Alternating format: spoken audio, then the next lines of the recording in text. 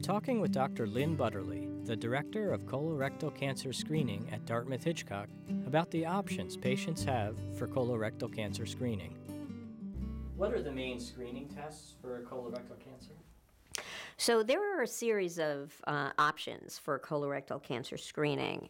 In general, the options for screening apply to people who are at what we call average risk. So that means they've had their 50th birthday, and much to their dismay, their primary doctor has now said, you've hit the 50 mark, it's time for screening.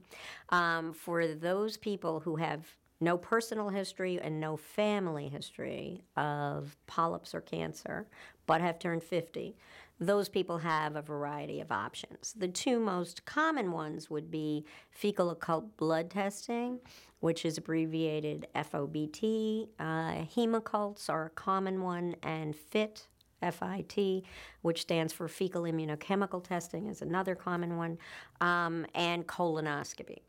For people who are not at average risk but at high risk or increased risk, because they have an increased chance of having polyps or cancer, in general, colonoscopy would be the recommended test for them. So for the average risk people, FOBT, colonoscopy. Another alternative would be to do the FOBT every year, or a flexible sigmoidoscopy every 5 years with the FOBT every 1 to 3 years. In medicine, oscopy means looking. So whatever you're looking at is the oscopy. So colonoscopy is looking at the colon, and sigmoidoscopy is looking at the sigmoid. The sigmoid is the lower quarter or so of the colon. It's S-shaped, which is what sigmoid means. So we are looking at the lower S-shaped part of the colorectum when we do a sigmoidoscopy. So it's like a short version of the colonoscopy. It's not something you would want to use for people who have a greater chance of having polyps somewhere in the colon, but it would not be it is an option for people who are at average risk. So there would be fecal occult blood testing, or fecal occult blood testing combined with sigmoidoscopy every 5 years on the sigmoidoscopy. Barium enema is a lower GI X-ray, which is not commonly used for screening. It is much less sensitive and specific, in other words, much less likely to give you the information that you need, but if no other test were available, it's still a way of looking at the colon. And then CTC, which stands for CT colonography or virtual colonoscopy, is not yet in widespread use because of questions about cost effectiveness and reimbursement through CMS, through Medicare and other insurers. But it is also a test that is available in some hospitals and has real potential to become a more widely used test. It doesn't allow you to remove polyps, but it does allow you to look at the rest of the colon.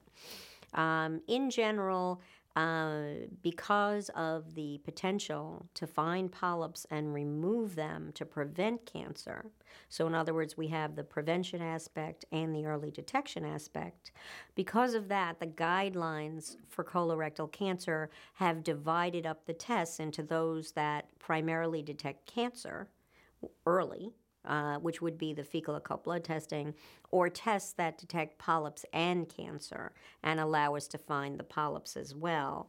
And those would be the tests that allow us to see the whole colon. So colonoscopy, sigmoidoscopy, virtual colonoscopy, or CTC, and barium enema where that's used.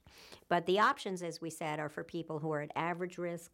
If someone is at increased risk, if they've had polyps in the past or they have a significant family history and we know they're more likely to have polyps, then it makes sense to go directly to colonoscopy, because any other test that's positive, in other words, that there's a positive finding, means that person now has to have a colonoscopy. So another prep and another test. So if the likelihood is the test is likely to be normal, which in average risk patients happens approximately 60-70% of the time, that's a reasonable alternative, because if the first test is negative, you have at least done a reasonable step towards your screening. For people who are likely to have polyps and cancer, it makes sense to go directly to colonoscopy, since any other test that's positive will lead to a colonoscopy. So that's why it's a good idea to talk to your provider. What is your personal risk? You go over your family history, your own past history, your age, various other factors, and that allows you and your provider to decide the test that's right for you. Currently, the most commonly used test is colonoscopy, and one could see why. You receive sedation so that you're, in general, quite comfortable for the test. It's the only test that allows us to remove polyps, and it does allow us to examine the entire colon and rectum. So that's where we are right now, but there are options that people can decide upon by talking to their primary care provider. So let's talk about one of those options, the fecal occult blood test. What's involved with that? How does that work? Okay, so the fecal occult blood test is actually a chemical test that is used to look for hidden or occult meaning hidden, for hidden blood in the stool. The way that we do that is the patient is given cards to take home. There are usually 3 cards, and there are 2 little white boxes in each card, which is how we end up with 6 results that we test. The idea is to capture stool from 3 separate bowel movements with a little handy stick that you are given along with the packet, which will come with instructions.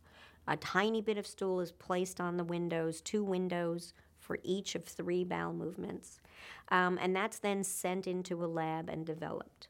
The way it is developed is there is hydrogen peroxide in the developer for those people who are interested, and if there is blood in the stool, then the hemoglobin, which is part of the red blood cells, will cause a reaction to occur with the hydrogen peroxide that turns the sample blue. So if there is blood, you have the enzyme that will you have the catalyst for the reaction that will then produce a blue color. If there is no catalyst, there's no blood, and there is no catalyst, and the reaction doesn't take place, you don't see a blue color. So when we test it in the lab, it's not magic. There is actually a chemical reaction that we are looking for. That being said, there is a normal daily blood loss, and because of that normal daily blood loss, the test has to be set at a certain level. So any blood below that level won't be picked up. Blood above that level will be picked up.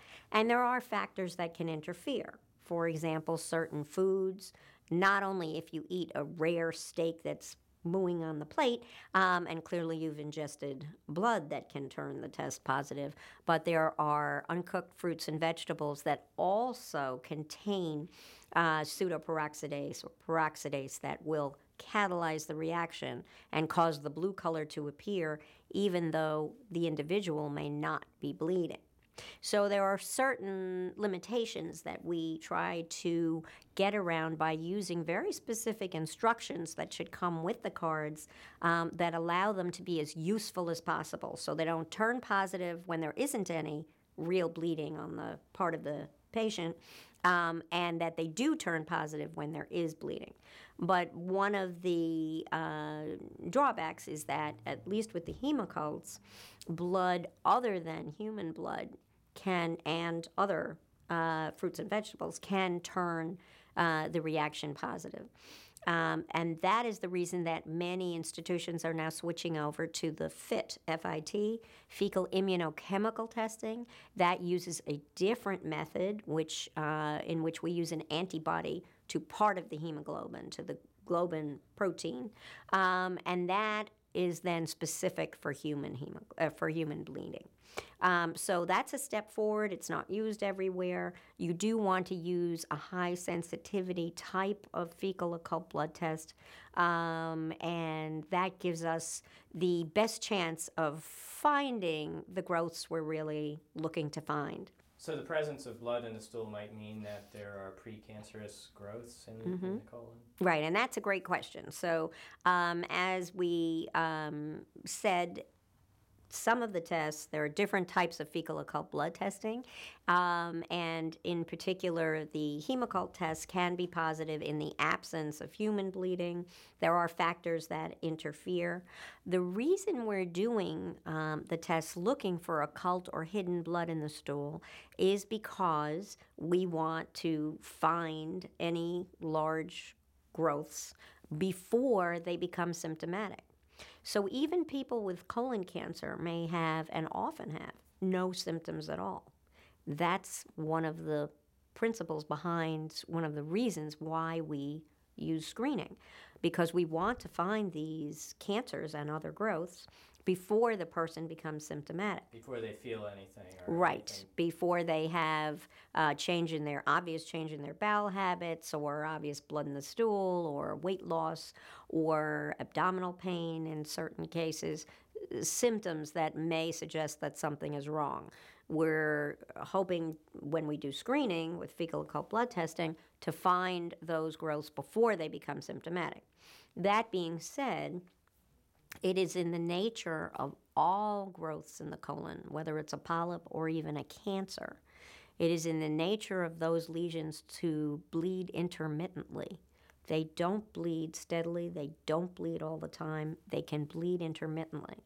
And that means if you do stool occult testing and it turns positive, even if you didn't follow the diet or any other restrictions, you should have a colonoscopy unless there are medical reasons not to do a colonoscopy. But we should investigate your colon and not just repeat the cards to see if they turn negative, because it doesn't matter if they turn negative. We know that even if you have a cancer, it doesn't bleed all the time. So understanding how the tests work is very helpful to providers in terms of figuring out what's the right approach for each of their patients. So 2 questions about this. One is, it sounds like there are prep that people need to take, so they don't eat certain foods that would produce a false test. The second is, just to clarify, this isn't something you just show up at a doctor's office and do. Like, you need to do this at home and follow some instructions. Right, another great question. For the fecal occult blood testing, you do need, particularly with the hemoccults, you need to be on certain dietary restrictions, which involves avoiding the rare meat and the uncooked fruits and vegetables, certain specific ones that we mentioned, and those would be on the instructions. For that test, because you need to follow the restrictions and because we need the 2 samples from each of 3 separate stools for the hemoccults, the test should be done at home. It is not recommended that we do 1 sample in the doctor's office for the purpose of colon cancer screening. There are other reasons to do a rectal exam, but screening for colorectal cancer is not one of them, because if we want to make the best use out of that test, it needs to be done with the dietary restrictions and the 3 separate bowel movements, with the cards sent to the lab to be developed.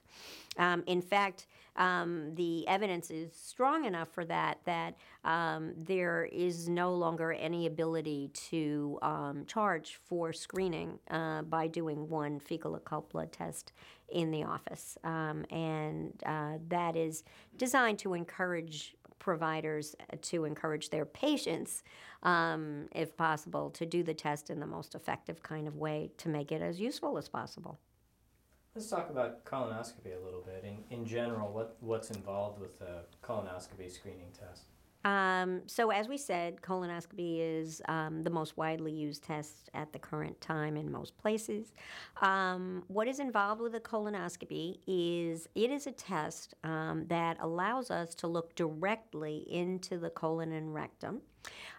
We use a tube that is just the size of your finger but longer, has a light on the end of it, it bends in all directions, and the person doing the test manipulates the controls so that we can direct where the tube goes in the colon to give us a really good look. People are often amazed when they watch the screen at the clarity of the view. It's a really clear view, if the prep directions have been followed, of the walls of the colon so that we can find and identify even tiny little polyps.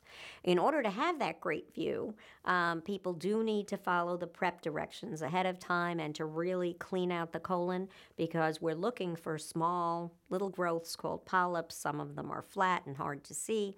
So the prep is a critical part of doing a good colonoscopy. People do get medication, sedation, that to make them sleepy and comfortable during the test because it can get a little crampy with the tube going around corners, and we also put air in the colon. It's just air from the room air to open the colon. The colon is kind of like a balloon. It's all collapsed. And then when we put air in, we can open it up and actually see the walls. And normally, of course, it would be all dark in there, and that's why there's a light. So we shine a light in the colon, and that allows us to get a good look around. So in order to accommodate that, a person would need a ride home. In other words, they've had medication to make them sleepy, and so they shouldn't be driving.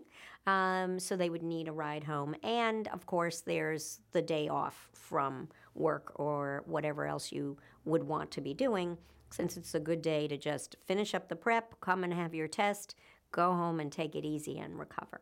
And usually people can go back to work the following day? Yep, they can. We encourage them to pass the air back out. As we said, it's just air from the room, and I always tell people I need it back. And they should just please leave it with us on their way. And then they begin eating again, and most people feel fine by the same evening. They've passed any air, they're waking up from any sedation if they had longer acting sedation, and by the next day most people can go back to their normal activities. What happens during a colonoscopy if you do find polyps? So if we do find polyps, most of the time we are able to remove them right during the test. Occasionally a growth may be big enough that it requires other interventions such as surgery, but that is very uncommon. The vast majority of polyps can be removed right through the test. And the way in which we do that is we pass a very thin, looks like a long, skinny straw catheter right through one of the channels in the scope. We can then open up a wire, put it around, a wire loop, put it around the polyp, tighten it at the bottom of the polyp, and use cautery, electrocautery, which is basically a tiny little bit of electric current that cuts and burns the polyp, takes it off, and then we suction it back through the instrument and retrieve it so that we can send it to pathology. Taking off a polyp is generally a matter of seconds, and there is usually no bleeding at all at the time.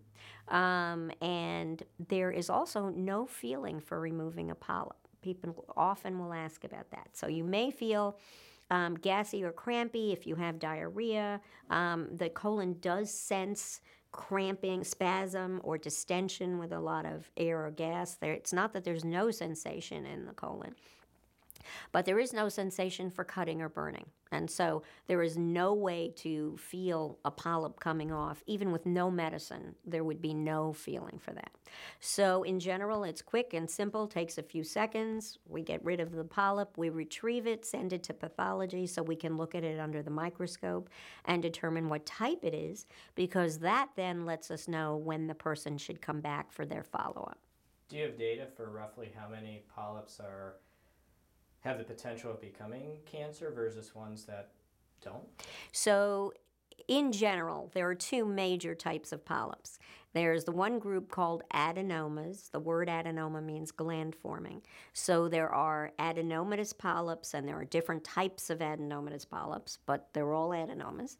And then there are hyperplastic polyps, which in general, most hyperplastic polyps, little ones in particular, are thought to have no potential to become cancer. There is a small group of what used to be called hyperplastic polyps, which are bigger and on the right side of the colon, that we don't need to discuss right now. And those polyps, we are purposely changing the name where we can to make it clear that they're a different group. In general, hyperplastic polyps, especially small ones, have no chance of becoming cancer. And the adenomatous polyps are the ones that do. Therefore, if you have a colonoscopy and you have no family history and you've never had adenomatous polyps, and let's say it turns out you have one or two small hyperplastic polyps, you would be in the same follow-up program as someone who's never had any polyps. So you would come back in 10 years, you get the 10-year plan. For people who have adenomatous polyps, especially if there are more than one or two, or if they are larger, or if they have other components to them, i.e. they're villous, which suggests they may be more likely to become cancer, then people are generally on the 3 to 5 year plan, which is still a nice break. But those are the polyps that we follow more closely, or those are the people that we follow more closely. Because if you've had already made a polyp, that it created a polyp that is the type that could become cancer, then we know that we want to keep possibly a closer eye on you than someone who has never had those type of polyps. So those are the two major groups, and they help us to know how closely the person needs to come to be followed and how soon they need to come back for other testing. So when you say 3 to 5 year plan, that would mean coming back for another screening test in 3 to 5. Right. So in general, if somebody has 1 to 2 adenomas that are not large, they would come back in 5 years. If they have 3 or more, or if they have a large one, they would come back in 3 years. And if you have a very large polyp that's removed in sections, which we call piecemeal, then we would see you a lot sooner to make sure that we totally got rid of the polyp. And talking to your endoscopist, the person who does the procedure, should be able to answer any questions a person has about why they're coming back, when they're coming back, or when they should come back, and how closely they should be followed. Because usually there are guidelines that help us to decide what's appropriate for a given person. So it sounds like it's important to understand the fact that you might have found polyps during my colonoscopy doesn't mean that I have cancer. Absolutely. In fact, as we said earlier, the vast majority of polyps are not cancer and never will be cancer. Cancer is a very uncommon finding in people who go for colonoscopy at an appropriate age, and the vast majority of polyps have no cancer in them. Even if there is an early cancer in a polyp, if it is confined to the superficial part of the polyp, then just removing the polyp will cure that and prevent it from ever having a chance to spread. So it is a rare situation in which there is a cancer in the polyp that's already invaded into the wall in tests that are done at the appropriate time. And that's the beauty of colorectal cancer screening, is that we have a real opportunity to prevent people from getting colorectal cancer. We talked a little bit about how soon people can return to work after a colonoscopy. In terms of getting prepared for a colonoscopy, how long of a period is that? Is that a day or two that they need to follow a special diet? Right. So in general, for most people, the prep for a colonoscopy would start the day before the colonoscopy. So let's say you have a colonoscopy on Monday morning, or Monday afternoon. You would start on Sunday. And in the afternoon or evening before the test, there are different preparations. So in general, a commonly used test is the sort of gallon jug of liquid. If that is the preparation that you were given by your endoscopy site, the place you're going for your test, then in general, you would begin the afternoon or evening before the test And the way that you do it is you drink a glass of the liquid every 15 minutes or so for a period of time as you're making your way through the first half of the preparation. If a person feels full, it's fine to stop drinking for a half an hour or an hour, take a break. It's also very helpful to flavor the glasses with Crystal Light, which you can get right in the supermarket. It's a good idea not to flavor the entire gallon with one flavor because you will probably never be interested in that flavor again. So it is a good idea to buy a variety of flavors and flavor the glasses that you're drinking every 15 minutes or so, approximately, for a glass. If you feel full, take a break. And there are lots of other little tricks: drinking with a straw, sucking on hard candy in between, and just taking your time with it and working your way through it. That will get things moving and begin to clear out the colon. However, dark fluid can reaccumulate overnight, moving down from the small intestine and reaccumulating. So it is then important to drink more of the preparation on the morning of the test in most cases, and people will get specific instructions from the place where they're going for their colonoscopy.